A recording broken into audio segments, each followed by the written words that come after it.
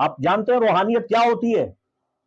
ابھی میری بات کو توجہ سے سنیے، میں آپ کے اندر روحانیت بھرنے لگا ہوں. ابھی اسپرچولیٹی کا ایک بہت بڑا سوئچ آپ کو لگنے والا ہے. میری بات کو توجہ سے آپ نے سن لینا ہے اور اسے سمجھنا ہے میں کیا کہنے جا رہا ہوں.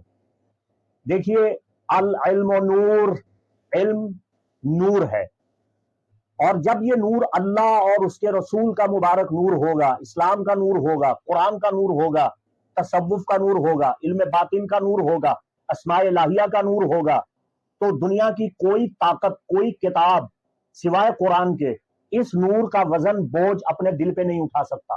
کوئی ورقہ، کوئی پیج، کوئی پیپر، کوئی نقش، کوئی تعویذ اس نور کو اپنے اوپر قبول نہیں کر سکتا سوائے انسان کے دل کے.